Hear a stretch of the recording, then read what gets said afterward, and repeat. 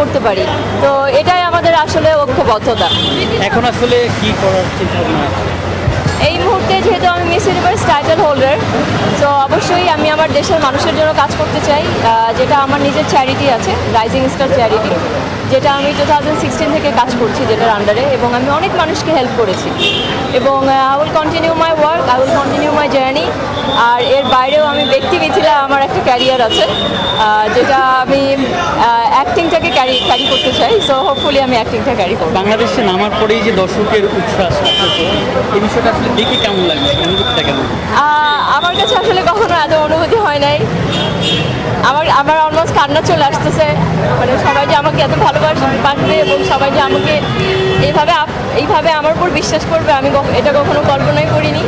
এবং for the first time আমি বুঝতে পেরেছি যে বাংলাদেশ আসলে কত বড় দেশ, কত মানুষের ইমোশন নিয়ে আমি ওখানে কাজ করে এসেছি, এবং এটার জন্য আপনাদের কাছে আমি চিরকৃতজ্ঞ। ধন্যবাদ আপনারা যে আপনারা এই জার্নিতে আমরা শিখলাম যে আমরা বাংলাদেশিরা কতটা শক্তিশালী এবং আমরা চাইলে কী না করতে পারি। For the first time Bangladesh কোনো কন্টেস্ট্যান্টের জন্য 2 মিলিয়ন ভোট করেছে। সো এটা আমার মনে হয় বাংলাদেশের জন্য হিউজ একটা ব্যাপার। এবং বিশ্ব দরবারে আমরা দেখিয়ে দিয়েছি যে বাংলাদেশের মানুষরাও ছোটোটা, আমরাও চাইলে অনেক কিছু করতে পারি এবং আমরাও দেখিয়ে দিতে পারি, এবং আমরা দেখিয়ে দিয়েছি। দর্শকদের এত ভালোবাসা পেলেন, এই বিষয়টা আপনি কীভাবে নিচ্ছেন? সেটা কিছুক্ষণ আগে দেখলে নিত, like I am feeling emotional, কারণ I am feeling overwhelmed too, কারণ এত কিছু, এত ভালোবাসা আমি একসাথে পাবো, এবং দেশের জন্য কিছু করলে যে আসলেই দেশের মানুষ এগিয়ে আসে, এটাই তার প্রুফ। এবং আমি আমার পুরা ক্যারিয়ারে এবং আমার ফিউচারে আমি পুরাটা টাইম চেষ্টা করব বাংলাদেশের জন্য সবসময় এরকম গৌরব বয়ে নিয়ে আসে। আচ্ছা, কিছু মানে অন্য কথাও যাইতে হয় যে কিছু মানে অভিযোগ ছিল লাইভেও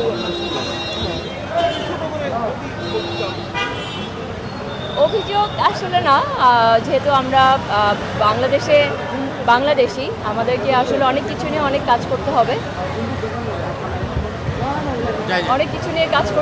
সো দ্যাট যেন বিশ্বের দরবারে আমরাও পরিপূর্ণ সম্মান পাই। এবং মার্কিংয়ের দিক থেকেও যেন একটা কন্টেস্টেন্ট যদি তার প্রপারটা দেখায় এবং তার পুরোপুরি এনার্জিটা দেখায় এবং পুরোপুরিভাবে চেষ্টা করে তার দেশকে বিজয়ী করার জন্য, যেন তাকে ওই প্রপার রেজাল্টটা যেন দেওয়া হয়। মিথিলা, যদি একটু জানতে চাই, আমাদের দেশ থেকে আন্তর্জাতিক প্ল্যাটফর্মে খুব হাতে গোনা কয়েকজন গিয়েছেন, এবং আন্তর্জাতিক প্ল্যাটফর্মে আন্তর্জাতিকভাবে যদি নিজেকে তুলে ধরতে হয় তাহলে পোশাক থেকে, দেশটা থেকে সব কিছু আসলে আন্তর্জাতিক মানের হতে হয়। হয়তো কোনো দেশের কালচারের সাথে অনেকটা যায় কিন্তু যায় না, কিন্তু আন্তর্জাতিকভাবে চিন্তা করে তখন এই সকল কিছু নিয়েই করতে হয়, যেটা আপনি কথাও বলেছেন। আসলে আমাদের দেশের মানুষ যেমন আপনার জামদানি পরে মানে দারুণ প্রশংসায় ভাসিয়েছেন, সামলা যেটা করেছিলেন, আবার যেমন ছোটো পোশাকেও আসলে সমালোচনা করেছেন। আসলে সব কিছু মিলিয়ে যদি একটু জানতে চাই আসলে দুইটা নিয়ে। আমি আগেও বলেছি, আবারও বলছি, এটা একটা কম্পিটিশন, এবং এই কম্পিটিশনে যেতে হলে 4টা জিনিসের উপর মার্কিং হয়। একটা হচ্ছে ক্লোজ ডোর ইন্টারভিউ, আরেকটা ইভিনিং গাউন, একটা ন্যাশনাল কস্টিউম, আর একটা সুইমস্যুট ওয়্যার। তো এই 4টার উপরে যেহেতু মার্কিং হয়, এই 4টা জিনিস যদি আপনি ঠিক করে রিপ্রেজেন্ট না করতে পারেন তাহলে আপনার মার্কিং কাটা যাবে এবং আপনি টপ 30 এবং টপ 1, টপ 5, টপ 12 কোনো কিছু হতে পারবেন না। তো আমি যে টপ 30 হয়েছি এটাও আমি হতে পারতাম না যদি আমি সুইমস্যুট কম্পিটিশনে না যেতাম।